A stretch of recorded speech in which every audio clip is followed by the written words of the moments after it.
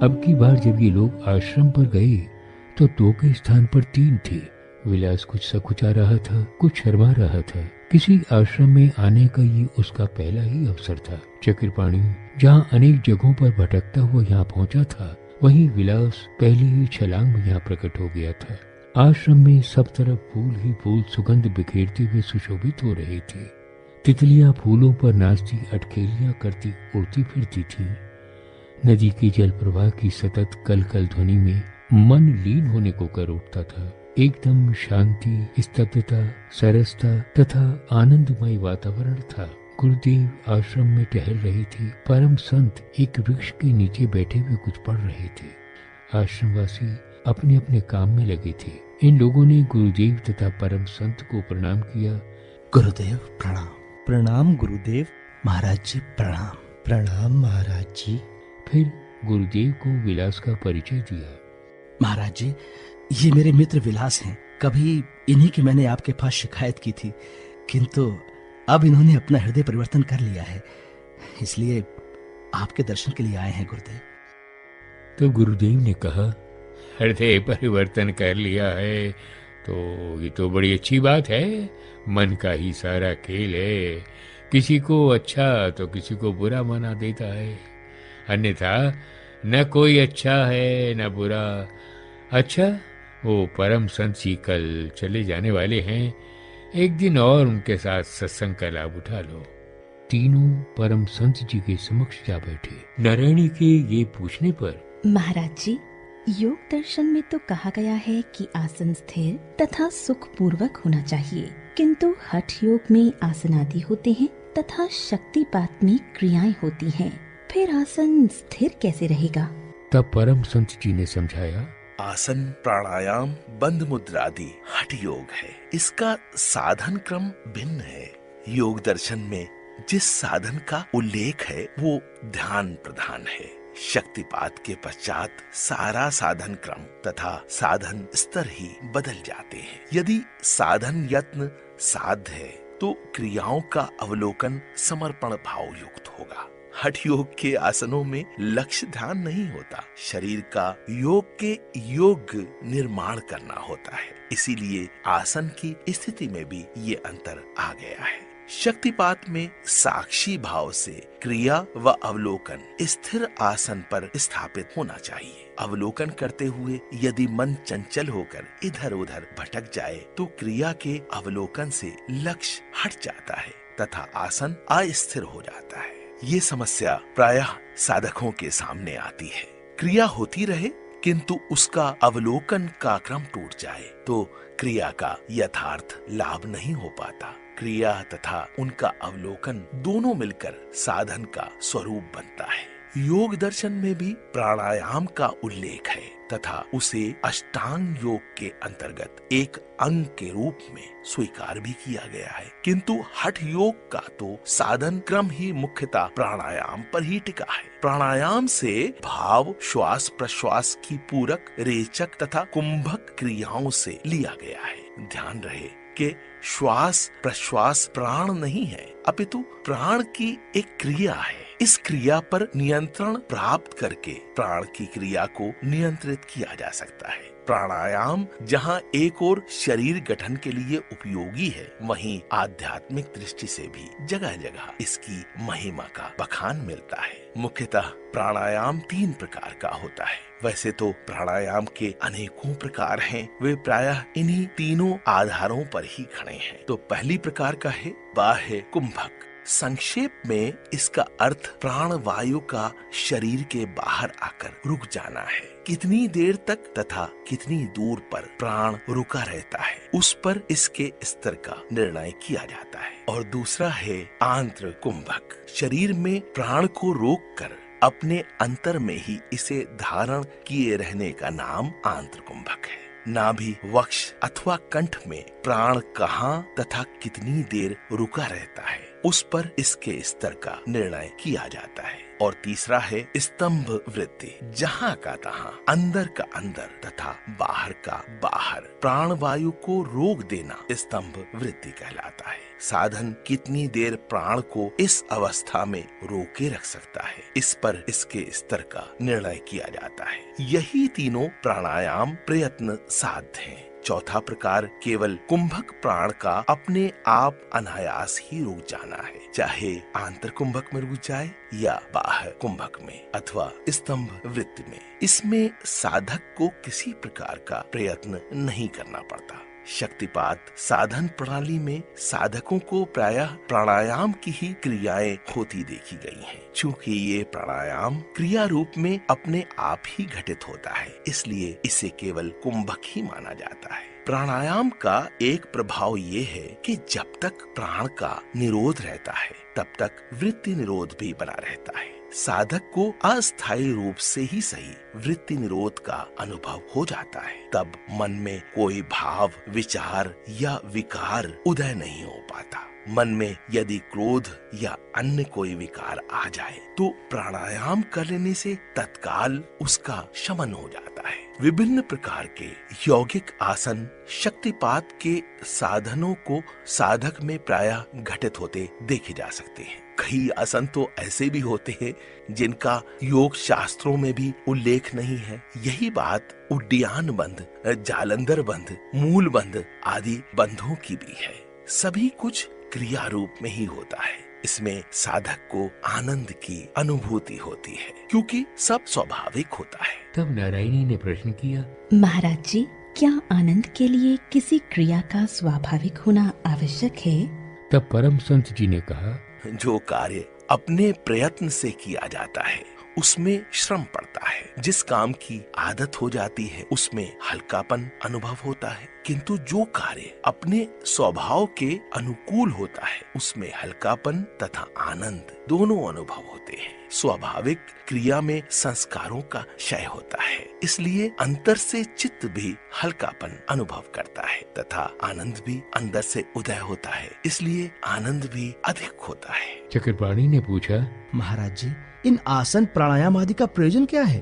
तब परम संत जी ने इस प्रकार समझाया, हठ योग में आसन, बंध, मुद्राएं तथा प्राणायाम नाड़ी शुद्धि के लिए ही किया जाता है। जिस प्रकार बिजली तार के आधार पर प्रवाहित होती है, उसी तरह अंतर शक्ति नाड़ियों के आधार पर चलती है। किंतु नाड़ियों में जब मल भरा हो तो शक्ति का सुषुम्ना में प्रवेश कर पाना कठिन हो जाता है। इसलिए हठ योग में आसनों, मुद्राओं तथा प्राणायाम से पहले नाड़ी शुद्धि कर ली जाती है। शक्ति में शक्ति की जागृति तो गुरु कृपा से हो जाती है, तथापि नाड़ी शुद्धि का महत्वपूर्ण कार्य शेष रह जाता है। इसलिए जागृति के उपरांत शक्ति सर्वप्रथम नाड़ी शुद्धि की क्रियाएं ही करवाती है। हठ योग के आसन, प्राणायाम आदि तो होते ही हैं, इसके पश्चात प्राण के आधार पर शरीर तथा वाणी के माध्यम से अनेक क्रियाएं प्रकट करती हैं। इन क्रियाओं में साधक को स्पष्टतया शक्ति का आवेश होता है, जिसमें उसे आनंद आता है तथा ये सभी क्रियाएं अनायास ही घटित होती हैं। सामान्य साधक इन क्रियाओं से इतना प्रसन्न हो जाता है कि इसे ही उन्नति का लक्षण मान लेता है, किंतु ये तो उन्नति की तैयारी के लिए केवल शुद्ध ही है। शारीरिक स्तर पर घटित होने वाली क्रियाएं घूरना, कंपन, लोटपोट होना, झूमना, हाथ पांव को जमीन पर पटकना, भागना, चलना, नृत्य करना, मेढक की तरह उछलना, गिर पड़ना, कूदना, उन्मत्त की तरह चेष्टाएं करना, रोमांच हो जाना, उस्माना, रोना, हंसना, शरीर का भारी या हल्का हो जाना, श्वास प्रश्वास का तीव्र या मध्यम हो जाना, पसीना आना, अश्रुपात होना, निद्रा का बढ़ जाना या नहीं आना, भूख का बढ़ जाना या नहीं लगना, गर्मियों में भी ठंडक लगना, सर्दियों में भी गर्मी लगना, विभिन्न भावों का उदय हो उठना, अंगड़ाइयां आने लगना, आंखों का गोल गोल या ऊपर नीचे या दाएं बाएं घूमने लगना, गर्दन का घूमने लगना, शरीर में छुपे रोगों का प्रकट हो जाना या बढ़ जाना या फिर ठीक हो जाना, ये सब कुछ होता है। वाणी के आधार पर क्रियाएं, विभिन्न पशु पक्षियों की बोली बोलने लगना, ऐसी भाषा बोलना जिसे न साधक स्वयं समझता हो न सुनने वाले समझते हो, मुख से ही विभिन्न वाद्य यंत्रों का बजना, मधुर गायन करने लगना या शास्त्रीय आलाप देना, रोना, हंसना, चीखना, चिल्लाना, प्रवचन करने लगना, अनर्गल बकवास करना तथा मुंह से अन्य प्रकार की ध्वनियां निकलना, ये सब जागृत प्राण शक्ति की चित्त के आधार पर अनोखी लीलाएं हैं। चित्त का मल शारीरिक स्तर पर उतरकर नाड़ियों को भी दूषित कर देता है। उन्हीं दोषों को दूर करने के लिए भगवती चैतन्य शक्ति को कई प्रकार की लीलाएं करनी पड़ती हैं। इसे भगवती के द्वारा असुरों का संहार करना कहा जाता है। दोषों के दूर होने के साथ ही शक्ति का सुषुम्ना में निर्बाध गति से ऊपर चढ़ना आरंभ हो जाता है।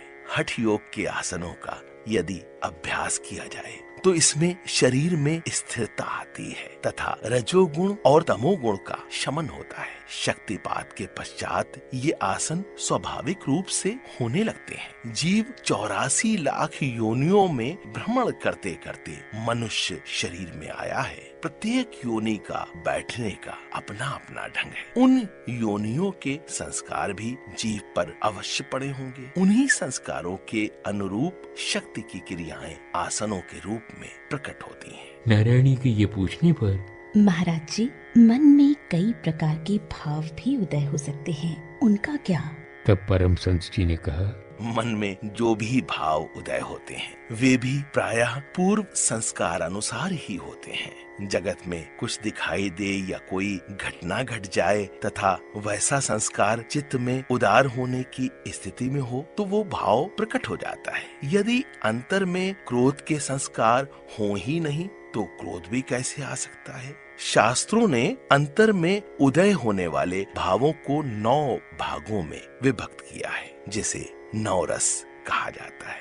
शक्ति जागृत होने के उपरांत वे संस्कार बाह्य अनुकूलता की अपेक्षा नहीं रखते। क्रिया शक्ति क्रियाओं में ही उन्हें चित्त पटल पर उभार कर उजागर कर देती है। इस प्रकार शारीरिक तथा वाचिक क्रियाओं की भांति ही ये भाव भी मानसिक क्रिया के रूप में प्रकट होते हैं। ये 9 रस इस प्रकार हैं: रौद्र, अद्भुत, श्रृंगार, हास्य, वीर, दया, भयानक, विभत्स तथा शांत।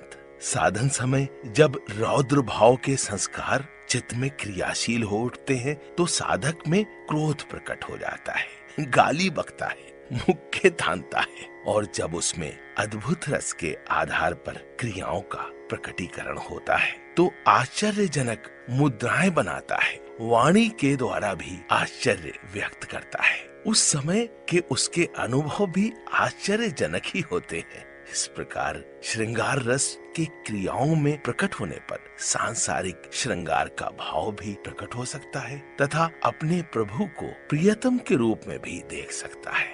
ये इस बात पर आधारित करता है कि श्रृंगार किस गुण को लेकर क्रियाशील हुआ है। सांसारिक श्रृंगार के प्रकट होने पर उस संस्कार का क्षय हो जाता है। जब साधक में हास्य रस प्रकट होता है तो वो मुस्कुराता है या धीरे धीरे हंसने लगता है या ठहाके लगाकर हंसता है। ये हंसी खुशी अथवा प्रसन्नता का भाव है। हास्य क्रिया एक साधक को भी हो सकती है तथा सामूहिक भी हो सकती है, जिसे समूह हास्य कहा जा सकता है। यदि सामूहिक हास्य क्रिया आरंभ हो जाए तो नियंत्रित कर पाना कठिन हो जाता है। ऐसी क्रिया एक बार आरंभ हो जाए तो घंटों तक चल सकती है। साधक को यदि कभी वीर रस का आविर्भाव हो जाता है तो उसमें वीरता की पराकाष्ठा प्रकाशित होने लगती है। इस आवेश में दीवारों को भी धकेलने का प्रयत्न करता है, गर्जन तर्जन करता है। उस समय उसमें उत्साह चरम सीमा पर होता है और जब करुणा यानी दया प्रकट होती है तो साधक का चित्त दया से भर उठता है। वो दया भरे शब्द कहता तथा हाव भाव प्रदर्शित करता है। कई साधकों का चित्त भय से तरंगित हो जाता है तो वो भयभीत हो उठते हैं। उस समय उन्हें भयप्रद दृश्य ही दिखाई देते हैं, किंतु भय भी एक क्रिया ही है जिसमें भय की कोई बात नहीं। जिस प्रकार अन्य क्रियाओं को साक्षी भाव से साधक को देखते रहना होता है, उसी प्रकार भय की क्रिया को भी देखते रहना चाहिए। कुछ साधक साधन में गणात्मक यानी विभत्स शब्दों का प्रयोग करते तथा चेष्टाएं करते हैं। उनके संस्कार ही इस प्रकार के होते हैं। कई साधक साधन समय वाणी अथवा शरीर के द्वारा किसी प्रकार की कोई चेष्टा नहीं करते। उस समय उनका मन भी स्तब्ध रहता है, वे शांत भाव धारण किए बैठे रहते हैं। इसमें उन्हें अपार सुख एवं शांति का अनुभव होता है। इस प्रकार शक्तिपात के पश्चात महायोग प्राप्त हो जाने पर साधक को विभिन्न स्तरों पर विभिन्न प्रकार की अनुभूतियां होती हैं। लक्ष्य सबका एक ही होता है, आंतरिक अशुद्धि का शुद्धिकरण। इस शुद्धिकरण या मन की निर्मलता के कारण वो आत्म स्थिति की ओर आगे बढ़ता जाता है। कहीं ये मत समझ लेना कि इस उछलने कूदने से क्या लाभ। ये उछलना कूदना वृथा नहीं है, जगत की उछल कूद से सर्वथा भिन्न तथा विपरीत है। ये तुम्हारा दंभ अभिमान पूर्वक श्रम नहीं है, भगवती चैतन्य शक्ति की कल्याणकारी क्रियाएं हैं। शक्ति की कोई भी क्रिया निरर्थक नहीं होती। आप अंतर में कचरा जमा करके बैठ गए, अब शक्ति माता के समान अपनी संतान का शुद्धिकरण करती है, तो संतान नासमझ होने से उसको अनावश्यक समझती है तथा रोती है। साधक को छोटे बालक के समान बनना है, किंतु अपने आप को माता के समक्ष समर्पित कर देने के भाव के साथ। माता तथा गुरु कभी भी आपका अहित नहीं कर सकते। बच्चा कभी उनका भाव समझ नहीं पाए तो दूसरी बात है, अन्यथा उनका प्रत्येक भाव क्रिया तथा संकल्प शिष्य या संतान के हित के लिए होता है। मनुष्य के अंतर में अपार ज्ञान है, किंतु इंद्रियों के संयोग से वो सीमित हो गया है। मनुष्य सर्वज्ञ होते हुए भी अल्पज्ञ बन गया है। अपने अंतर में क्या रोग है, उसका क्या कारण है, उसका उपचार क्या है, वो अंतर में झांक कर नहीं देख पाता। जगत रूपी कल्पना के आकाश में उड़ता फिरता है, हर समय भविष्य के सुनहरे सपने संयोजा करता है। समक्ष उपस्थित ईश्वर को अनदेखा कर माया में ही उलझ रहा है। अपने को चाहे कितना भी बुद्धिमान समझ ले, पर है उसकी बुद्धि अत्यंत सीमित तथा विपरीत ही। खोटे खरे तथा हित अहित की उसे समझ नहीं। वो एक नादान बालक के समान ही चंचल है। उसका अभिमान ही माता के हाथ में अपना हाथ थमा देने से उसे रोकता है। इसलिए माता की लीलाओं को अर्थहीन मानता रहता है तथा अपनी काल्पनिक और अर्थहीन मानसिक उड़ानों, संकल्पों तथा कर्मों को अत्यंत आवश्यक समझता है। नारायणी के ये कहने पर महाराज जी, आपने कहा था कि योग दर्शन के दूसरे पाद में वर्णित क्रिया योग महायोग का ही साधन है। उस विषय में कुछ अधिक समझाने की कृपा करें। तब परम संत जी ने समझाया।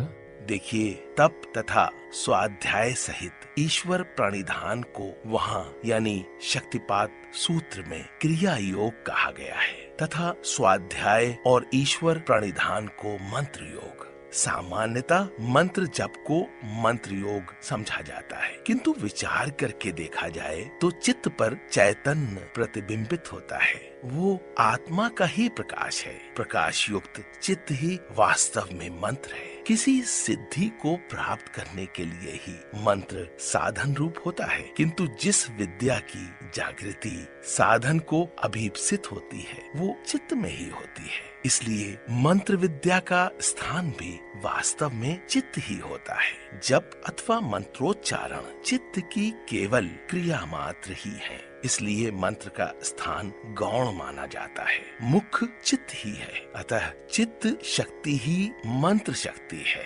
शक्ति जागृति के पश्चात चित्त शक्ति की सभी क्रियाएं मंत्र जप के समान ही हैं तथा उन क्रियाओं का अवलोकन ही तप है। तप का अर्थ वासनाओं तथा संस्कारों को तपाकर भस्म करना है। मंत्र शक्ति के प्रज्वलित चित्त रूपी हवन कुंड में संस्कारों एवं वासनाओं की आहुतियां जलकर भस्म हो जाती हैं। यही तप है। स्वाध्याय का अर्थ अपना अध्ययन करना है, अर्थात अंतर्मुखी वृत्ति अपनाकर अपने चित्त के अंदर देखना है। और तप का अर्थ संस्कारों का जलना। स्वाध्याय का अर्थ संस्कारों को जलते देखना तथा ईश्वर प्राणिधान का अर्थ इस प्रक्रिया को धारण करना है। अब देखिए, इसमें है प्रा और नी और धान यानी प्राणिधान। इन तीनों से बना प्राणिधान, जिसका अर्थ है पहला प्रा प्रत्यक्ष, दूसरा प्रा प्रकर्ष रूप से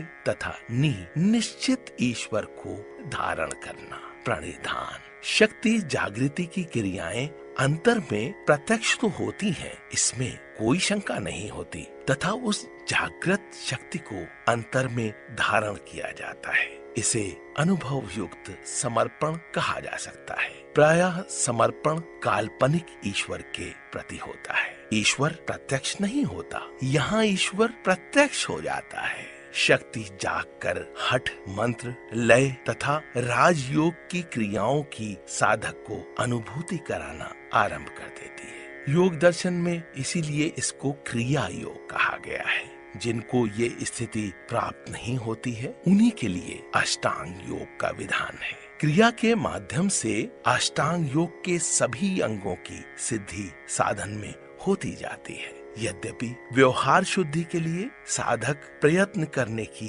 आवश्यकता रहती है, क्योंकि प्रारब्ध फल दिए बिना समाप्त नहीं होता है। ईश्वर प्राणिधान का फल योग दर्शन में समाधि अवस्था की प्राप्ति कहा गया है, किंतु प्रारंभिक अवस्थाओं में ही ये फल प्राप्त नहीं हो जाता। संस्कारों के अतिरिक्त चित्त में से क्लेशों का भी नाश करना पड़ता है, फिर सिद्ध अवस्था में जाकर समाधि लाभ होता है। तब चक्रपाणी के ये पूछने पर महाराज जी, क्या आप क्लेशों पर भी कुछ प्रकाश डालेंगे कि ये होता क्या है? तब परम संत जी ने कहा, क्लेश क्या है? ये चित्त पर आए हुए 5 आवरण हैं जो आत्म प्रकाश को ढक लेते हैं तथा संस्कार संचय में सहायक होते हैं। जैसा मैंने बताया, ये 5 हैं। पहला क्लेश है अविद्या अर्थात भ्रम। वास्तव में यही प्रथम तथा सबसे बड़ा आवरण है। बाकी के चारों क्लेशों का यही जन्मदाता है। इसके उदय हो उठने पर अनित्य जगत तथा शरीर में नित्य की भावना, दुख में सुख की भावना, अपवित्रता में पवित्रता की भावना तथा अनात्म में आत्म की भावना हो जाती है। दूसरा क्लेश है अस्मिता अर्थात अहम भाव अर्थात जीव भाव। देखिए, देखने वाली तो आत्मा है, किंतु आत्मा की चैतन्य शक्ति के चित्त में तादात्म होने से भ्रांतिवश चित्त में ये भाव उदय हो जाता है कि मैं ही चैतन्य हूँ, मैं ही देखने वाला हूँ। और फिर तीसरा क्लेश है राग। राग यानी सुख भोगने के पीछे जो सुख भोग की इच्छा बनी रहती है वो राग है। और चौथा क्लेश है द्वेष यानी दुख भोग के पश्चात मन में जो संस्कार बने रहते हैं वे द्वेष हैं। और पांचवा है अभिनिवेश यानी मरने से भय तथा जीने की इच्छा।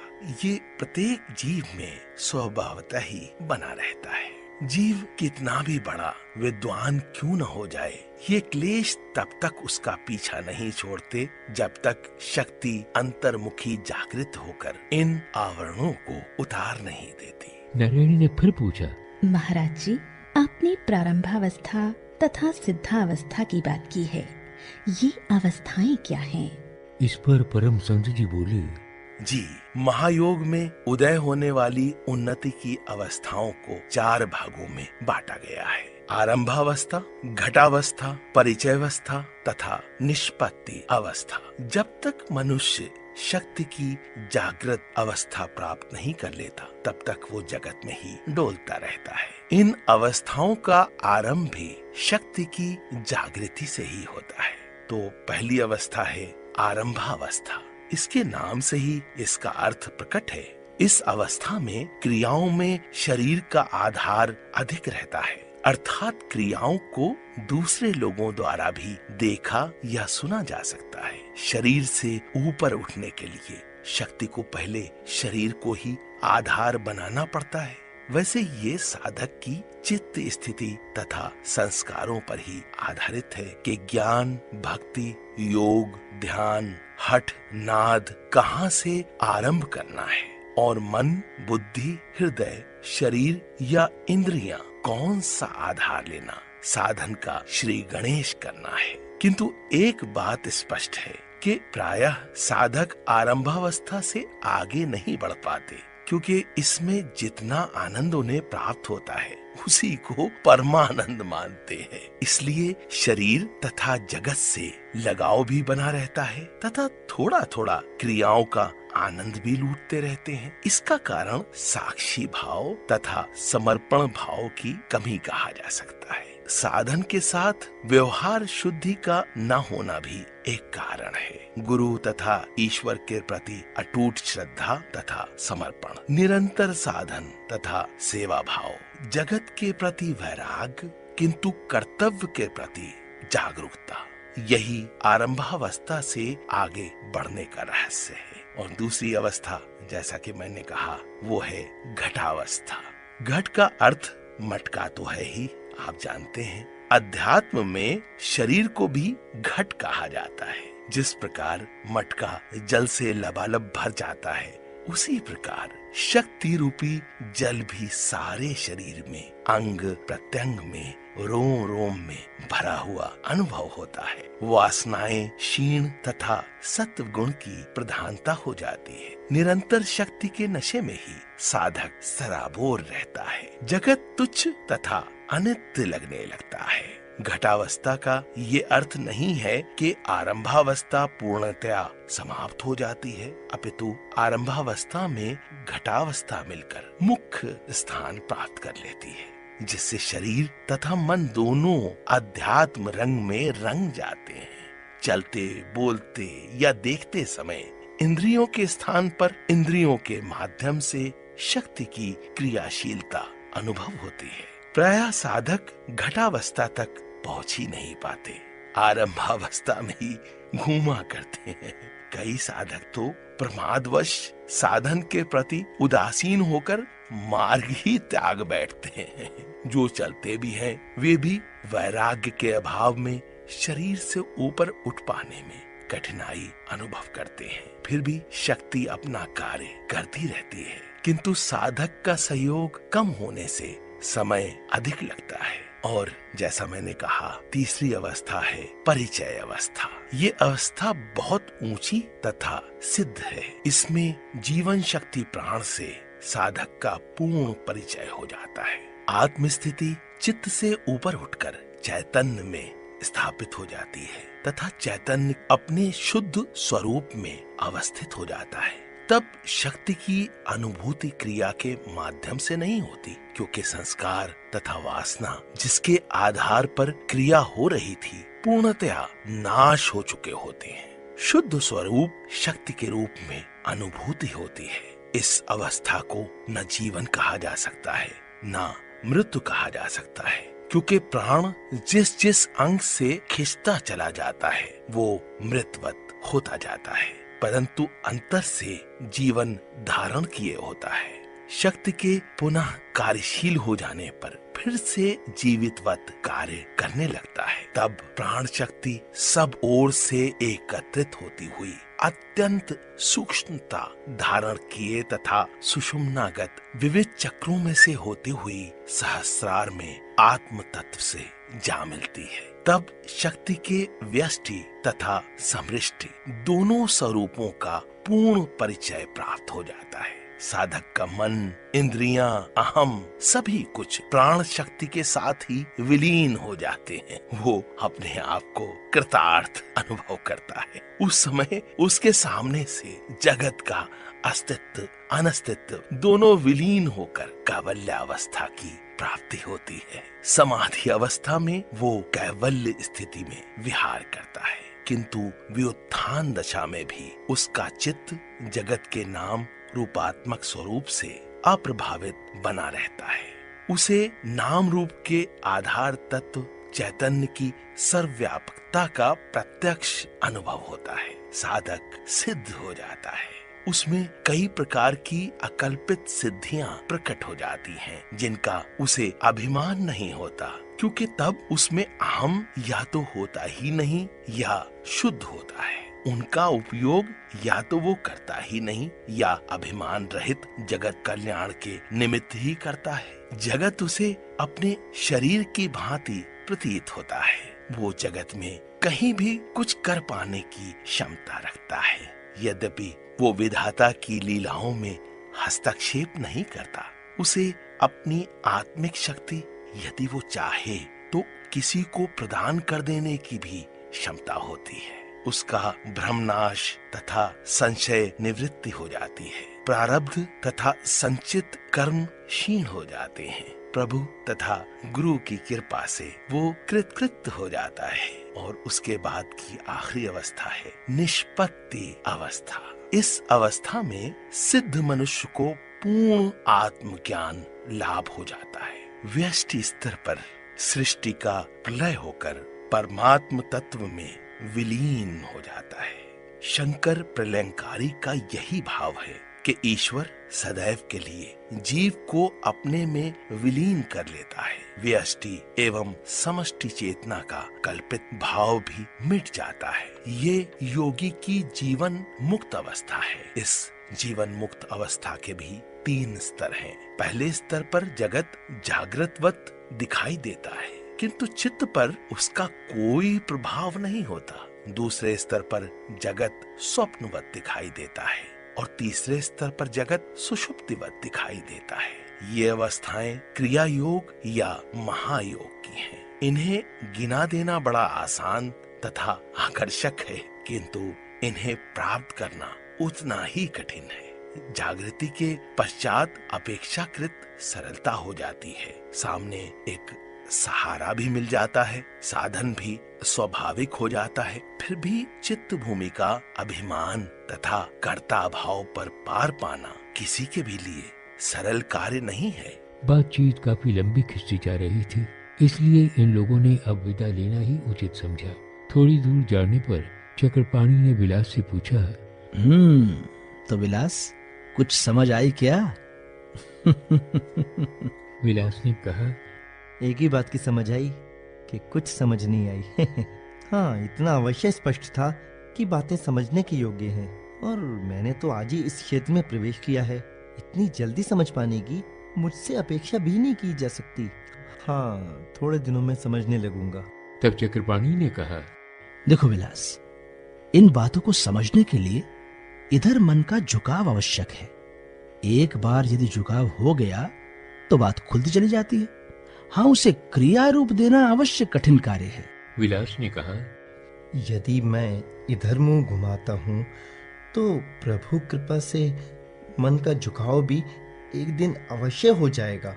आरंभ में तो हर नौसिखिया ऐसा ही होता है। चक्रपाणी ने कहा, विलास, मन के झुकाव के लिए तुम कोई जप करना आरंभ कर दो। कुछ छोटी मोटी आध्यात्मिक पुस्तकों का अध्ययन भी किया करो। मंदिर सत्संग में जाना, भजन कीर्तन करना भी सहायक सिद्ध होगा। गुरुदेव से प्रार्थना करना, संभव है कि वही कोई मंत्र सुझा दे। बातें करते करते वे लोग गुरुदेव के पास पहुंच गए थे। तब गुरुदेव ने पूछा, चक्रपाणी, परम संत जी से सत्संग हो गया? चक्रपाणी ने जवाब दिया, जी महाराज, हो गया। वो तो बड़े जानकार और अनुभवी हैं। गुरुदेव ने कहा, सो तो है ही। आपके मित्र विलास को कैसा लगा? चक्रपाणी ने कहा, महाराज जी, इनका किसी आश्रम में जाने का और इस प्रकार की बातें सुनने का ये प्रथम अवसर है। गुरुदेव ने कहा, हर किसी का कोई न कोई दिन प्रथम अवसर होता है, किंतु एक बात मैं इन्हें अवश्य कहूंगा कि जिस ईमानदारी के साथ ये नास्तिकता में लगे थे, उसी ईमानदारी के साथ अब आस्तिकता में लग जाएं। बस बेड़ा पार है। गुरुदेव, यदि आपकी कृपा हो जाए तो मुझे जप के लिए कोई मंत्र बता देने की कृपा करें। वैसे तो मंत्र की भी दीक्षा होती है, किंतु अभी आपको जो मंत्र अच्छा लगता है उसका जप करें। आपने क्या कोई मंत्र सुन रखा है?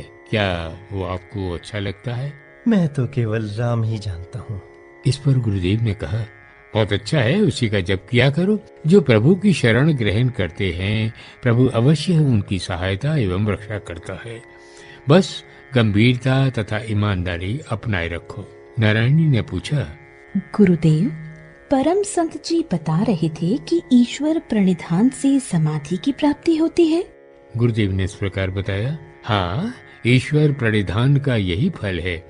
पहले तो जब प्राणायाम अथवा किसी साधना का अभ्यास करते करते या गुरु कृपा से शक्ति की जागृति या चेतना प्रत्यक्ष चेतना होती है तथा ईश्वर प्रणिधान अर्थात ईश्वर को प्रत्यक्ष या निश्चित धारण करने की स्थिति उत्पन्न होती है, तब जागृत शक्ति अपनी क्रियाशीलता से अंतरायों अर्थात संचित संस्कारों, वासनाओं तथा विकारों को क्षीण करने का कार्य आरंभ करती है। यदि साधक में साक्षी भाव तथा समर्पण बना रहे तो धीरे धीरे इनको क्षीण करती है। इसके साथ ही साधक को व्यवहार शुद्धि, सहनशीलता तथा उदारता से प्रारब्ध को ही क्षीण करना होता है तथा भविष्य में प्रारब्ध निर्माण तथा संस्कार संचय के क्रम को भी रोक देना होता है। उसके पश्चात क्लेशों के रूप में पड़े हुए चित्त पर से आवरणों को उतारने का कार्य जागृत शक्ति को करना होता है। ये आवरण ही संस्कार संचय तथा प्रारब्ध निर्माण का मूल है। इन्हें उतारने के लिए साधक को तपना पड़ता है। क्रियाओं का अवलोकन, साक्षी भाव, समर्पण भाव इस तप के मुख्य अंग हैं। तब धीरे धीरे आवरण उतरते जाते हैं, शक्ति ऊपर चढ़ती जाती है। पहले शाक्तोपाय अर्थात अपने से भिन्नत्व की अनुभूति कराती है, फिर शाम्भव उपाय अर्थात अभिन्नत्व का अनुभव प्रकट करती है। तब अविद्या अर्थात ब्रह्म का नाश हो जाने पर चित्त को निरुद्ध अवस्था में छोड़कर आत्मा में विलीन हो जाती है। यही समाधि की अवस्था है।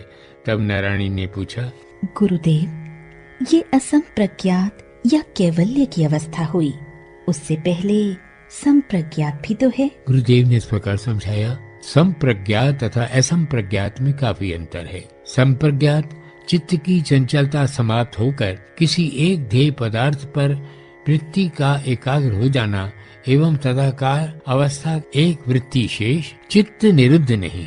असंप्रज्ञात चित्त का सकल वृत्ति निरोध होकर निरुद्ध हो जाना, जगत के भाव तथा अभाव दोनों के ज्ञान का अभाव, क्योंकि ज्ञान संचय करने का यंत्र चित्त पूरी तरह कार्य रहित। जो ध्यान का अभ्यास करते हैं उनकी बात दूसरी है। शक्तिपात के पश्चात अभ्यास का स्थान समर्पण ले लेता है। इसलिए साधन में क्रिया रूप में ही अपने आप ध्येय पदार्थ अपने अंतर में अपने समक्ष प्रकट हो जाता है तथा क्रिया में ही एकाग्रता उदय होकर चित्त की तदाकार अवस्था आ जाती है, अर्थात संप्रज्ञात का अनुभव होता रहता है। असंप्रज्ञात समाधि की प्राप्ति भी क्रिया के रूप में प्रकट होती है। शक्ति प्रति प्रसव क्रम में आत्माभिमुखी बढ़ती हुई आवरणों तथा भ्रम का नाश करती हुई परम शिव में विलीन हो जाती है। तब नारायणी ने पूछा, गुरुदेव, इस ध्येय की प्राप्ति में विघ्न तो आते ही होंगे। गुरुदेव ने इस प्रकार समझाया, योग दर्शन में 9 प्रकार के विघ्न बताए गए हैं। ये विघ्न उसी स्थान पर दिए गए हैं जहाँ प्रत्यक्ष चेतना अर्थात शक्ति की जागृति का विषय वर्णित है, अर्थात ये विषय अनुकूल ही है। पहला, व्याधि अर्थात शारीरिक रोग। कोई व्याधि हो जाने पर साधन का करना कठिन हो जाता है। दूसरा, स्त्यान यानी चित्त की अकर्मण्यता, इच्छा होने पर भी किसी कार्य को करने के लिए उत्साह या क्षमता का अभाव। तीसरा, संशय, विश्वास की कमी, संशयग्रस्त हो जाना। चौथा, प्रमाद यानी लापरवाही। पांचवा, आलस्य, मन में उत्साह हो किंतु शरीर में जड़ता या तमोगुण की अधिकता। छठा, अविरति यानी विषय भोग से विरत हो जाने पर पुनः रति भाव का जागृत हो जाना। 7वां भ्रांति दर्शन, यानी साधन की विरोधी बातों को सहायक तथा सहायक को विरोधी मान लेना। 8वां अलब्ध भूमिकत्व, यानी योग की उन्नति के योग्य चित्त भूमिका का न होना। 9वां अनवस्थित तत्व, यानी ऊंची अवस्था प्राप्त होने पर भी उसमें निरंतर स्थिति का अभाव। 9 प्रकार के इन विघ्नों के अतिरिक्त 5 प्रकार के अन्य सहयोगी विघ्न भी कहे गए हैं। पहला दुख, किसी दुख के कारण मन में विक्षेप आ जाना। दूसरा दौर्मनस्य, यानी उन्नति में देर लगने पर चित्त विक्षिप्त हो जाना। तीसरा श्वास, प्राण वायु को बाहर रोके होने पर अनिच्छा होते हुए भी अंदर आ जाना। चौथा प्रश्वास, यानी यदि प्राणवायु अंदर रोकी हो तो भी इच्छा नहीं होने पर भी बाहर निकल जाना। अंग में जत्व, अर्थात चित्त की एकाग्रावस्था में कंपन होने लगना। इस प्रकार योग दर्शन में ये 14 विघ्न बताए गए हैं। यदि साधक सावधान रहे तो इन पर बहुत कुछ काबू पाया जा सकता है। इसके अतिरिक्त गीता में भी अधिक खाने वाले, भूखे रहने वाले, अधिक सोने वाले, कम सोने वाले तथा कर्म करते समय जिसकी चेष्टाएं युक्त नहीं होती उसका योग सिद्ध नहीं होता। इसके अतिरिक्त भय अथवा क्रोध करना, वृथा ही बोलना, किसी नियम को बनाकर उसमें बंध जाना तथा योग साधन के विरोधी लोगों से संग करना, ये भी साधन के विघ्न कहे गए हैं। तब नारायणी ने पूछा, गुरुदेव, आपने कहा कि यदि सावधान होकर रहा जाए तो इन विघ्नों पर काबू पाया जा सकता है, उससे आपका क्या अभिप्राय है? गुरुदेव ने इस प्रकार समझाया, ये सभी विघ्न मन की चंचलता तथा दुर्बलता का ही परिणाम है। जहाँ साधक का मन कुछ देर के लिए भी असावधान होकर चंचल हो जाता है, वहीं कोई न कोई विघ्न खड़ा हो जाता है। जागृत शक्ति संपन्न के पास शक्ति के रूप में एक ऐसा शस्त्र होता है जिससे वो बड़े से बड़े विघ्न का सामना कर सकता है। विघ्न का अर्थ है शक्ति की क्रियाशीलता पर से लक्ष्य का शिथिल हो जाना। यदि साधन के समय लक्ष्य बना भी रहता है तो व्यवहार में शक्ति की क्रियाशीलता एकदम विलुप्त हो जाती है। शक्ति का जगत के रूप में नानात्व यदि चंचलता का कारण है तो शक्ति की अपने शुद्ध स्वरूप में एक तत्वता, एकाग्रता ही क्यों, शक्ति पर चित्त स्थिर हो जाए तो चित्त की निरुद्ध अवस्था तक उदय हो जाती है। शक्ति ही एक ऐसा तत्व है जो सभी जगत में सर्वव्यापक रूप में एक समान विद्यमान है। उस पर लक्ष्य स्थिर होने का अर्थ है नानात्व से लक्ष्य हट जाना। नानात्व से लक्ष्य हट जाने का अर्थ है चंचलता का भाग जाना। ये कहा ही जा चुका है कि सभी विघ्न मन की चंचलता के कारण ही है। साक्षी भाव से एक तत्व अर्थात शक्ति पर मन स्थिर रखने का अभ्यास बना रहे तो साधक चंचलता से दूर रहता है। शक्ति पर ये लक्ष्य न केवल साधन समय ही अपितु हर समय ही बना रहना चाहिए। जगत में सभी कर्मों तथा घटनाओं में शक्ति की क्रियाशीलता पर लक्ष्य स्थिर रहना ही ईश्वर प्राणिधान है। कभी हो कभी नहीं हो, अर्थात निरंतरता के बिना ईश्वर प्राणिधान का अनुभव तथा भाव भी निरंतरता धारण नहीं कर सकता। ये चित्त की एक ऐसी अवस्था है, यदि प्रारब्ध वशात कोई विघ्न प्रकट भी हो जाता है तो मन की स्थिरता तथा साधन को प्रभावित नहीं कर पाता। यही सावधानी बरतने की ओर हमारा संकेत है। विघ्नों का कारण संस्कार हैं। संस्कार ही प्रारब्ध का रूप धारण कर कर्म फल प्रदान करते हुए विघ्नों के रूप में उपस्थित होते हैं। संस्कार संचय को रोकने तथा प्रारब्ध निर्माण के कार्य को आगे न बढ़ने देने तथा चित्त को सदैव अप्रभावित रखने के लिए एक और उपाय सुझाया गया है। किसी को सुखी देखकर प्रसन्न होना अर्थात मित्रता की भावना, किसी को दुखी देखकर करुणा भाव से भर जाना अर्थात राग द्वेष का अभाव, किसी पुण्यात्मा को देखकर हृदय में भक्ति भाव तथा प्रेम का उमड़ जाना अर्थात ईर्ष्या का न होना तथा किसी पापात्मा को देखकर उसके प्रति उपेक्षा का भाव अर्थात निंदा तथा अनावश्यक चर्चा से बचना। साधक का इस प्रकार का व्यवहार उससे कई प्रकार की उलझनों को दूर रखते हुए उसे चित्त विक्षेप तथा संस्कार संचय और प्रारब्ध निर्माण से बचाए रखता है तथा इस प्रकार विघ्न उसके चित्त में तरंगित होकर साधन को प्रभावित नहीं करते। जगदाभिमुखी कार्यशील शक्ति जिसे प्रसुप्त कहा जाता है पशु शक्ति के समान है। वो वासनाओं तथा विकारों की जननी है। जिस प्रकार पशु को उचित अनुचित का विवेक नहीं होता, उसी प्रकार प्रसुप्त शक्ति धर्माधर्म विचार नहीं कर पाती तथा संसार के प्रति आसक्ति युक्त होकर शुभाशुभ कर्म करने के पीछे लगी रहती है। जागृत शक्ति अपशु शक्ति है, क्योंकि उसके जागृत होने पर पशुत्व के संस्कारों का नाश हो जाता है। आत्मा सदैव ही आनंद स्वरूप चेतन तथा साक्षी है। चित्त में ही पशुत्व तथा अपशुत्व पैदा रहता है। पशुत्व के भाव को नाश करना ही साधन है। साधन में पशुत्व बार बार विघ्न उपस्थित करता रहता है। इसलिए शक्ति का अपशुत्व अर्थात चामुंडा रूप धारण करना आवश्यक है। चामुंडा की कृपा से चामुंडा को अंतर में प्रकट करना तथा चामुंडा की ही शरण में रहना, यही ईश्वर प्राणिधान है। तब नारायणी ने प्रश्न किया, गुरुदेव, एक प्रश्न मन में कई दिनों से उठ रहा है कि आत्मा तो सदैव ही साक्षी स्वरूप है, फिर साक्षित्व तथा समर्पण की भावना का क्या अर्थ है? गुरुदेव ने इस प्रकार समझाया, देखो, आत्मा दृष्टा तथा साक्षी है ही, किंतु एक और नकलची आत्मा के साक्षित्व स्वरूप का मखौटा लगाकर न केवल दृष्टा ही बन बैठा है, अपितु उसने कर्ता का मिथ्या आवरण भी ओढ़ लिया है। वो जड़ होकर भी चैतन्यवत स्वांग करने लगा है। वो है चित्त, जिसके इस दिखावटी अभिनय को जीव कहा जाता है। जब शक्ति की क्रियाएं घटित होती हैं, तो आत्मा तो अन्य घटनाओं की भांति उन्हें भी देखती है, किंतु जीव भाव का नकली दृष्टा बनकर उन क्रियाओं को देखने वाला होता है, किंतु जीवत्व के कारण वो प्रभावित भी हो जाता है। उसका कर्ता भाव भी उदय हो जाता है। उसी जीवत्व को लक्ष्य रखकर साक्षित्व तथा समर्पण की बात कही जाती है। आत्मा के लिए साक्षी भाव की बात न कही जाती है न कही जा सकती है, क्योंकि उसका साक्षित्व उसका गुण है। जो साक्षी न होते हुए भी साक्षित्व तथा कर्तव्य का आवरण ओढ़े हुए है, उसे ही कर्ता भाव त्यागने की बात की जाती है। साक्षी बनकर ही जीव साक्षी आत्मा में विलीन हो सकता है। तब नारायणी ने पूछा, गुरुदेव, चित्त लीन हो जाने का क्या अर्थ है? गुरुदेव ने इस प्रकार समझाया, कभी नदी में तुमने स्नान किया होगा। जब तुम डुबकी लगाकर पानी में गुम हो जाती हो, तब तुम्हारा अस्तित्व दृष्टिगोचर नहीं होता, नदी का जल ही दिखाई देता है। इसी प्रकार शक्ति की क्रियाओं में कोई विषय सम्मुख उपस्थित हो जाता है तथा क्रियाओं में चित्तवृत्ति एकाग्र होकर ध्येयाकार हो जाती है।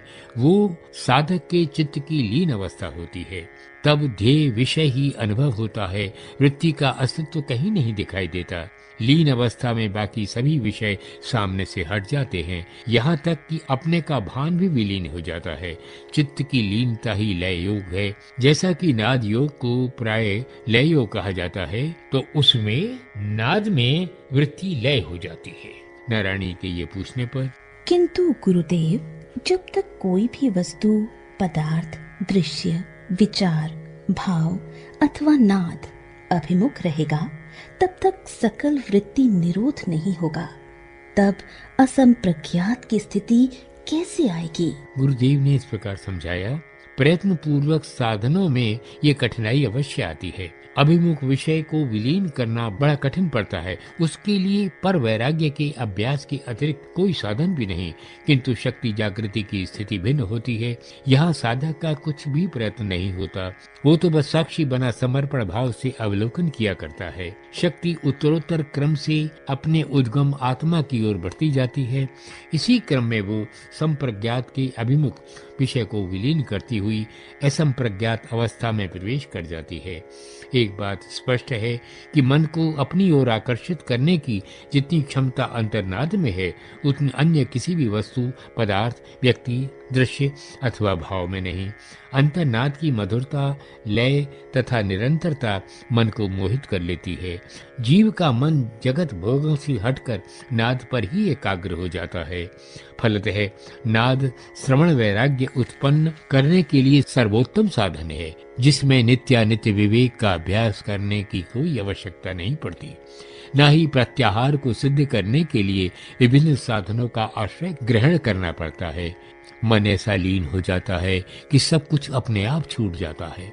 बाहिर साधनाओं तथा कलाओं में यद्यपि मन एकाग्र हो सकता है, फिर भी उसकी बहिर्मुखता बनी रहती है। लय योग एक स्वतंत्र साधन के रूप में विकसित हो गया है। इसमें मुक्त आसन में बैठकर आंखों की पुतलियों को ऊपर की ओर उठाकर अंतर लक्ष्य दिया जाता है तथा बाएं कान में नाद श्रवण पर लक्ष्य रखने का प्रयत्न किया जाता है। उसके लिए दोनों हाथों की तर्जनियों से कानों के दोनों छिद्रों को बंद कर नाद सुना जाता है। नाद पर मन लगाने का प्रयत्न किया जाता है। आरंभ में बड़े जोर से उच्च स्वर में ध्वनि सुनाई देती है, जिसमें विविध प्रकार की ध्वनियां आती हैं। धीरे धीरे वे सूक्ष्म होती जाती हैं, फिर सूक्ष्म होती जाती हैं। शक्ति साधन में नाद को शक्ति की क्रिया के रूप में लिया जाता है। जिस प्रकार सभी क्रियाओं का अपना अपना प्रयोजन एवं महत्व होता है, वैसे ही नाद का भी। जैसी सभी क्रियाएं बदलती रहती हैं, वैसे ही नाद भी, किंतु शक्ति की सूक्ष्मतम क्रिया नाद ही है। सर्वप्रथम जगत की सृष्टि के समय शक्ति के स्पंदन से नाद ही प्रकट हुआ। संस्कारों का आधार समाप्त हो जाने के पश्चात जब तत्वों के आधार पर क्रियाओं का आरंभ होगा, तब इन क्रियाओं का समापन नाद की क्रियाओं के साथ ही होता है, क्योंकि नाद आकाश की क्रिया है तथा आकाश सूक्ष्मतम तत्व है। शक्तिपात के साधक को उक्त श्रम करने की आवश्यकता नहीं। उसे किसी भी आसन तथा अवस्था में कभी भी नाद श्रवण आरंभ हो सकता है। तब नारायणी ने पूछा, गुरुदेव, आपने एक बात कही कि अंतर लक्ष्य किया जाता है। आंखें बंद होने पर स्वतः ही तो अंतर लक्ष्य नहीं हो जाता? गुरुदेव ने इस प्रकार समझाया, ये आवश्यक नहीं कि आंखें बंद होने पर लक्ष्य भी अंदर की ओर ही हो, न ही ये आवश्यक है कि आंख खुली होने पर लक्ष्य बाहर की ओर ही हो, न ही ये आवश्यक है कि आंखें जिधर देख रही हो लक्ष्य भी उधर ही हो। क्या आंखें बंद करके ध्यान में बैठने पर यदि मन जगत के घटनाक्रम में ही भ्रमणशील बना रहे तो उसे वह लक्ष्य नहीं कहा जाएगा? क्या अनमनी अवस्था में मनुष्य देखता कहीं है तथा उसका लक्ष्य कहीं और नहीं होता? आंखों से देखना तथा लक्ष्य का होना दो भिन्न भिन्न बातें हैं। देखने तथा लक्ष्य को इन स्थितियों में विभक्त किया जा सकता है। पहला, देखना कहीं और लक्ष्य कहीं, बहिर्दृष्टि बहिर्लक्ष्य की एक स्थिति। दूसरा, बाहर देखना तथा बाहरी लक्ष्य बहिर्दृष्टि बहिर्लक्ष्य। तीसरा, अंतर में देखना किंतु बाहर लक्ष्य अंतर्दृष्टि बहिर्लक्ष्य। चौथा, अंदर देखना तथा अंदर ही लक्ष्य अंतर्दृष्टि बहिर्लक्ष्य। चौथा, बाहर देखना किंतु लक्ष्य अंदर रखना बहिर्दृष्टि अंतर्लक्ष्य। ये जो शक्तिपात साधन शैली में क्रियाओं के अवलोकन की बात कही जाती है, उसका भाव क्रियाओं पर लक्ष्य स्थिर करना ही है। प्रत्येक जीव में हर समय नाद घटित होता रहता है, किंतु उधर लक्ष्य नहीं होने से उसे पकड़ नहीं पाता। शक्ति की क्रियाशीलता निरंतर ही बनी रहती है, किंतु जीव का लक्ष्य बाहर जगत में होता है, इसलिए उसे सब अपने कर्म ही अनुभव होते हैं। देखने की अपेक्षा लक्ष्य कहीं अधिक महत्वपूर्ण है। ईश्वर जगत में सर्वव्यापक है, पर जीव का लक्ष्य नाम रूपात्मक जगत पर ही है। नाद साधना का अर्थ है नाद पर लक्ष्य रखना। सामान्य मनुष्य का लक्ष्य अपने ध्येय शीघ्रता पूर्वक बदलता रहता है। वो जैसे विभिन्न विषयों पर नाचता कूदता रहता है, इसी को मन की चंचलता कहा जाता है। लक्ष्य का किसी ध्येय पर लंबे समय तक स्थिर बने रहना ही एकाग्रता कही जाती है। लक्ष्य का जगत की ओर होना ही बहिर्मुख वृत्ति कही जाती है तथा आत्माभिमुख होना अंतर्मुखी। जहाँ लक्ष्य होता है वहीं शक्ति तत्काल पहुंचकर क्रियाशील हो जाती है। अंतर में लक्ष्य स्थिर होने पर अंतर में क्रियाएं प्रकट होने लगती हैं। नारायणी ने प्रश्न किया, गुरुदेव, यदि लक्ष्य स्थिर करने मात्र से ही मनोरथ सिद्धि हो जाती है तो साधना की क्या आवश्यकता? तब गुरुदेव ने इस प्रकार समझाया, लक्ष्य स्थिर ही तो साधन है, क्रिया तो स्वतः घटित होती है। तब नारायणी ने कहा, गुरुदेव, जिस प्रकार अंतर्नाद सुनाई देता है तथा उस पर लक्ष्य स्थिर हो जाता है, उसी प्रकार अंतर में ही दिव्य रस, दिव्य गंध, दिव्य स्पर्श, दिव्य दर्शन भी तो होते हैं। उन पर भी तो लक्ष्य स्थिर किया जा सकता है। गुरुदेव ने इस प्रकार समझाया, मन तो सभी दिव्य अनुभवों पर स्थिर किया जा सकता है, किंतु अधिक प्रचार अंतर्नाद का ही हुआ है। संभवतः उसका कारण यह है कि नाद इन सबसे अधिक सूक्ष्म है। इसमें बाकी के सभी अनुभवों का भी समावेश हो जाता है। महायोग में जैसा अनुभव होता है उसी पर लक्ष्य रखा जाता है तथा समय के साथ साथ उत्तरोत्तर सूक्ष्म से सूक्ष्मतर अनुभव होते हैं। जब तक संस्कारों के आधार पर क्रियाएं होती रहती हैं, तब तक तो सभी प्रकार के अनुभव संस्कारों के क्रमानुसार घटित होते रहते हैं, कभी सूक्ष्म तो कभी स्थूल। अत्युच्च स्तर अर्थात तत्वों के आधार पर विलय क्रम के अनुसार क्रियाएं किसी भाग्यशाली को ही प्राप्त होती हैं। नारायणी के ये कहने पर गुरुदेव, ये विलय क्रम क्या है? गुरुदेव ने समझाया, तत्वों का प्रकटीकरण जिस क्रम से हुआ है उसके उलट क्रम से उनका विलय होता है। जैसे आकाश से वायु, वायु से अग्नि, अग्नि से जल तथा जल से पृथ्वी की उत्पत्ति होती है, उससे पहले अव्यक्त प्रकृति से महतत्व तथा महतत्व से आकाश उत्पन्न होता है। इसके उलट क्रम में पृथ्वी तत्व जल तत्व में विलीन हो जाता है। इसी को प्रलय होकर पृथ्वी का जल में डूब जाना कहा जाता है। जल तत्व अग्नि तत्व में समा जाता है। अग्नि तत्व वायु तत्व में मिलकर एक हो जाता है। वायु तत्व आकाश तत्व में वापस लौट जाता है। आकाश तत्व भी अपना अस्तित्व त्याग कर मह तत्व में मिल जाता है तथा मह तत्व अव्यक्त प्रकृति में ये विलय क्रम है। नारायणी के ये पूछने पर गुरुदेव, इसमें शक्ति की भूमि कहाँ रही? गुरुदेव ने समझाया, ये सब शक्ति के स्पंदन का ही तो खेल है। उसी से अव्यक्त प्रकृति अस्तित्व में आती है। प्रसव क्रम में शक्ति की स्पंदनशीलता अव्यक्त प्रकृति को पैदा करती है और प्रति प्रसव क्रम में उसे निगल जाती है। अव्यक्त प्रकृति के विभिन्न तत्वों के रूप में प्रकाशित होने में शक्ति का स्पंदन ही कारण है। नारायणी ने प्रश्न किया, किंतु गुरुदेव, साधन में आत्म स्थिति की ओर बढ़ने में तत्व कहाँ विलीन होते हैं? देह भले ही निष्क्रिय हो जाए किंतु बनी तो रहती है। गुरुदेव ने समझाया, शरीर बाह्य पंच भौतिक तत्वों से बना है। वो पंचभूत सृष्टि का विलीनीकरण होने पर विलीन होंगे, किंतु व्यष्टि स्तर पर प्रसारित 5 कर्म इंद्रियां, 5 ज्ञानेंद्रियां, मन, बुद्धि, अहंकार, चित्त तथा 5 प्राणों में विलय हो जाता है। जगत को भौतिक दृष्टि से विलीन करना साधन, भक्ति अथवा योग आदि का विषय नहीं। न ही ईश्वर के अतिरिक्त कोई दूसरा सृष्टि स्थिति संहार कर ही सकता है। हाँ, व्यष्टि स्तर पर अपना विस्तार समेट सकता है। व्यष्टि स्तर पर ही इन तत्वों का विलय भी अनुभव हो सकता है। नारायणी ने प्रश्न किया, गुरुदेव, साधन में लय योग की अवस्था कब उदय होती है? गुरुदेव ने समझाया, जब प्राण स्थिर हो जाता है तभी लय योग उदय हो पाता है, क्योंकि प्राण की स्थिरता के बिना मन का भी स्थिर हो पाना कठिन है। प्राण की 2 स्थितियां हैं, स्पंदन तथा आंदोलन। देखो, बंदर जैसे एक स्थान पर बैठे बैठे ही धीरे धीरे हिलता रहे तो ये उसकी स्पंदन स्थिति है। जब एकदम उछलकर कूदना, वृक्षों पर इस शाखा से उस शाखा पर कूद फांद आरंभ कर दे तो ये बंदर की आंदोलन अवस्था है। जल भी स्थिर दिखाई देता है, किंतु धीरे धीरे वो भी तरंगित या स्पंदित होता रहता है। किंतु जब जोर जोर से हिलोरें लेने लगे अथवा लहरों के रूप में उछलने या प्रवाहित होने लगे तो ये उसकी आंदोलन अवस्था है। प्राण जब तक स्पंदनशील रहता है तब तक वो धीरे धीरे तरंगित होता रहता है तथा एक ही विषय पर एकाग्र बना रहता है। ये उसकी स्थिर अवस्था होती है। किंतु जब प्राण आंदोलित हो उठता है तो उसमें जोर जोर से लहरें उठने लगती हैं, तो मन की भी विषय रूपी शाखाओं पर कूद फांद आरंभ हो जाती है।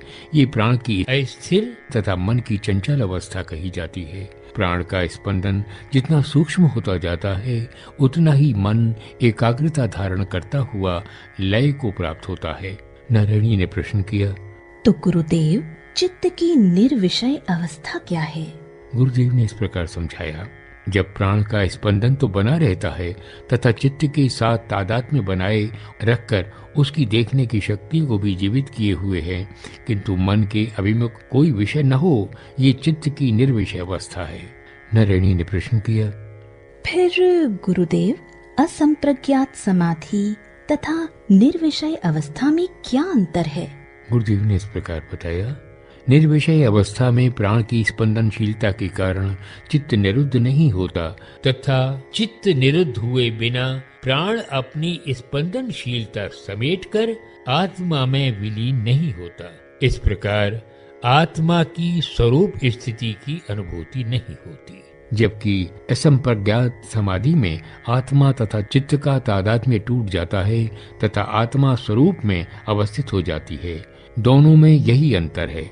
इसीलिए निर्विषय अवस्था को ध्यान की उच्चतम अवस्था तो माना जाता है, किंतु असंप्रज्ञात समाधि नहीं। नारायणी ने प्रश्न किया, गुरुदेव, क्या निर्विषय अवस्था को ही भावातीत अवस्था भी कह सकते हैं? गुरुदेव ने इस प्रकार समझाया, कह सकते हैं, क्योंकि उस समय मन तो होता है किंतु उसके सामने कोई भाव, विचार या विषय नहीं होता। ये संप्रज्ञात तथा असंप्रज्ञात के बीच की अवस्था है। नारायणी ने प्रश्न किया, गुरुदेव, क्या संप्रज्ञात से असंप्रज्ञात में जाने के लिए निर्विषय अवस्था से होकर जाना पड़ता है? गुरुदेव ने कहा, जब अभिमुख भाव, विचार तथा विषय विलीन होगा तो निर्विषय अवस्था तो आएगी ही, इसके पश्चात ही असंप्रज्ञात उदय होगा। नारायणी ने फिर पूछा, गुरुदेव, क्या निर्विषय अवस्था भी साधना में अपने आप ही उदय होती है? गुरुदेव ने कहा, शक्तिपात की साधन प्रणाली में ऐसा ही है। साक्षी भाव धारण करने का अर्थ यही है कि किसी भी स्तर पर, किसी भी अवस्था में इस भाव का त्याग न किया जाए, तभी आत्मा के लिए स्वाभाविक गुणों में जीव अपने कर्ता भाव को विलीन कर पाएगा। विलास ये सब चर्चा बड़े ध्यान से सुन रहा था। उसे पूरी तरह समझ तो नहीं आ रही थी, किंतु ये सब सुनने में उसकी रुचि बनी हुई थी।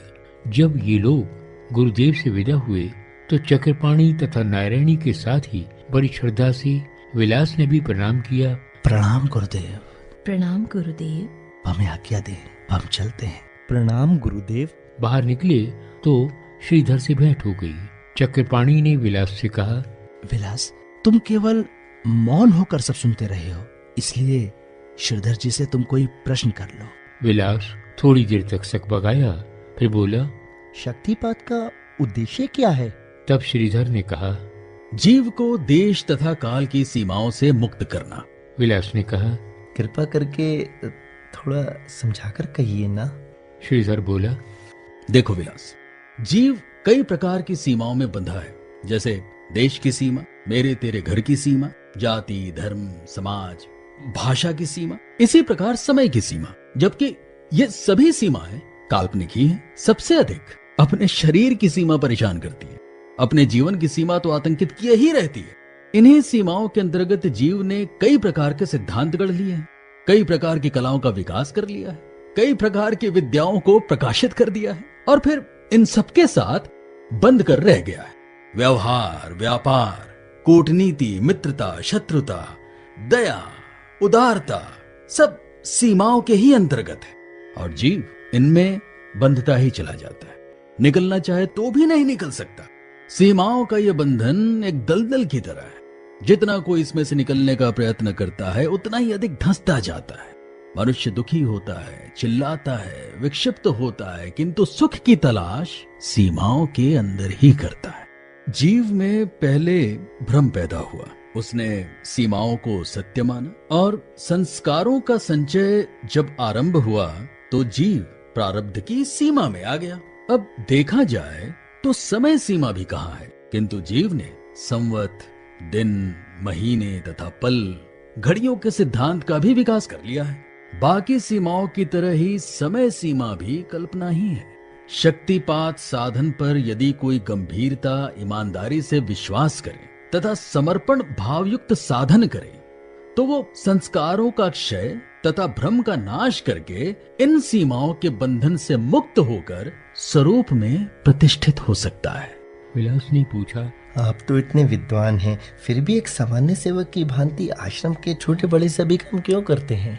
श्रीधर ने कहा, विलास, मैं जो कुछ भी हूँ सब गुरुदेव की कृपा तथा सेवा का ही फल है। मैं सेवा कहाँ करता हूँ, गुरुदेव करवा लेते हैं। ऐसी नम्रता, सौम्यता तथा समर्पण देखकर विलास आश्चर्यचकित रह गया। अभी तक दंभी, अहंकारी तथा स्वार्थी लोगों से ही उसका पाला पड़ता रहता था। आज ही वो विनम्र, निस्वार्थी तथा निरअहंकारी लोगों के संपर्क में आया था। उनकी मन शांति तथा उदारता देखकर वो बहुत प्रभावित हुआ था। धीरे धीरे वो लोग घर की ओर चल दिए। तब विलास ने कहा, ऐसा लग रहा है जैसे अभी तक समय व्यर्थ ही नष्ट करता रहा हूँ। आप लोगों को समझने में भी मुझसे कितनी भूल हो गई। मनुष्य अपने अभिमान में ही इतराता फिरता है, सोचते सोचते ही जीवन व्यतीत कर दुनिया से चल देता है। मन की सारी कल्पनाएं, आशाएं, मित्रताएं तथा शत्रुताएं यहीं छूट जाती हैं। तब चक्रपाणी ने कहा, देखो विलास, ये बात मनुष्य को जितनी जल्दी समझ में आ जाए उतना ही उसके हित में है। मुझे भी देखो, पहले मैं कितना भटका, कितना अपमानित और विक्षिप्त हुआ, दर दर की ठोकरें भी खाई, लोगों के आगे माथा रगड़ा, किंतु जब गुरुदेव की शरण में आया तब कुछ प्रकाशित मार्ग दिखाई दिया। सब कर्मों का खेल है विलास, जब जो होना होता है तभी होता है। विलास ने कहा, जब तो मैं आज से ही आरंभ कर दूंगा और भी जो साधना बदलाएंगे अभ्यास किया करूंगा और अपने दृष्टिकोण तथा व्यवहार को बदलने का भी प्रयत्न करूंगा। और हाँ, मुझे कुछ पुस्तकों के नाम बता दें, बाजार से खरीद लूंगा। यात्रा करनी है तो चलना आरंभ करना ही होगा। नारायणी ने कहा, वाह विलास जी, वाह मेरे भाई, आपका निर्णय सुनकर आपकी ये बहन धन्य हो गई। भगवान आपको सफलता प्रदान करे। तब चक्रपाणी ने कहा, मैं आशीर्वाद देने के योग्य तो नहीं हूं, पर जैसा भी आशीर्वाद मेरे पास है तुम्हारे साथ है। ईश्वर आपका कल्याण करे। तब नारायणी ने कहा, मैं तो शुभकामनाएं ही भेंट कर सकती हूँ।